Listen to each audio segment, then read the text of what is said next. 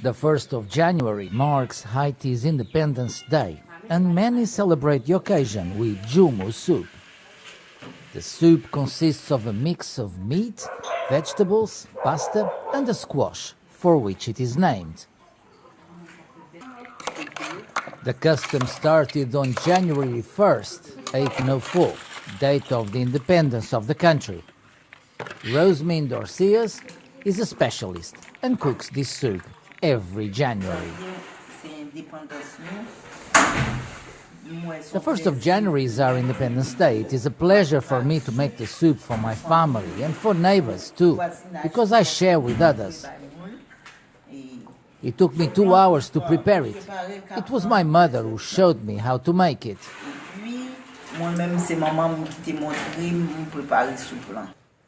Once a symbol of oppression, this dish has just been recognized by UNESCO as intangible cultural heritage of humanity.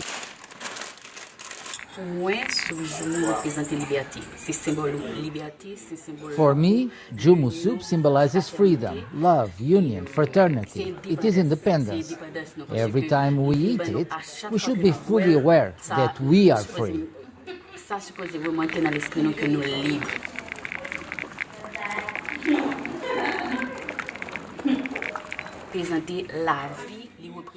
This soup represents life. It also represents the power that we have conquered after years of fighting. And even today it is an added value because of its appearance as intangible heritage in UNESCO.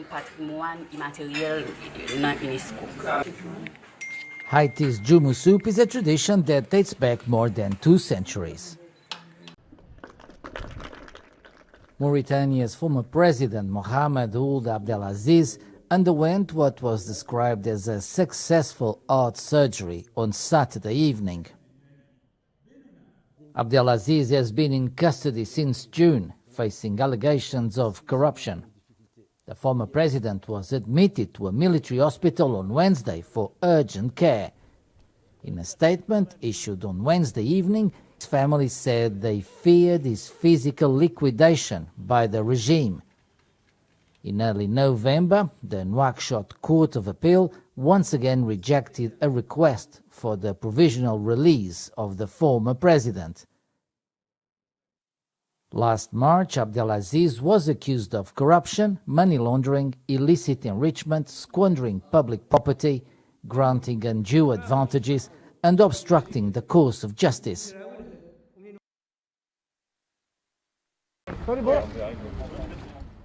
South African President Cyril Ramaphosa announced on Sunday that someone is being held in connection with the fire that started in the early hours of Sunday and consumed parts of the Parliament complex in Cape Town. The incident took place hours after the funeral of Archbishop Desmond Tutu, who passed away last Sunday. Thank you. Goodbye. This is devastating news.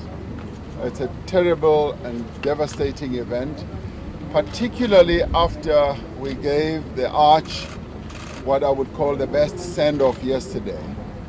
Yesterday was a day crowned with celebration, a day crowned with sending off our beloved Archbishop, and to wake up to the devastating news of the burning down of the National Assembly or Parliament is just really a terrible setback to what we were basking in yesterday.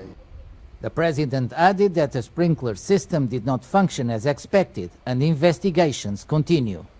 We are still going to go into what caused the fire, and the fire having started in the old assembly, how it then moved to the National Assembly, is something that will still be investigated. I believe somebody is being held right now and they are being questioned, but we need to go a lot deeper. No casualties have been reported in the fire. Cape Town has been home to South Africa's Houses of Parliament since 1910. Thousands of Sudanese pro-democracy protesters marched on the streets of the capital Khartoum on Sunday to demand a return to civilian rule. The protests took place hours after civilian Prime Minister Abdalla Hamdok announced his resignation during a speech broadcast on television. Since the military coup in October 25th, that demonstrations have become regular events. Hours before the planned protests, the authorities cut access to mobile internet services and blocked several bridges between the capital and outlying areas. Former head of state Omar al-Bashir was ousted in 2019 following mass protests. Since the military coup was launched in October 25th, that veteran general Abdel Fattah al-Burhan has become the de facto leader of the country.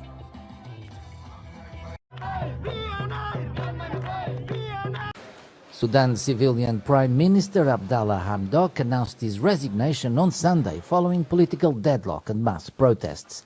In a televised speech on Sunday evening, Hamdok admitted that his efforts to bridge a widening gap between political forces had failed and called for political dialogue. I have decided to return your trust to you and announce to you my resignation from the position of Prime Minister, to make way for another one of the sons of this generous country, to complete the leadership of the dear homeland and pass through it during the remaining life of the transition towards the reviving civil, democratic state.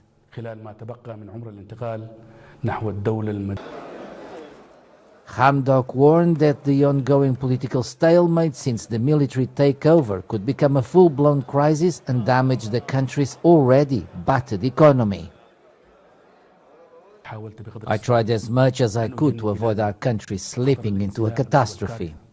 And now our country is going through a dangerous turning point that may threaten its entire survival if it is not remedied soon.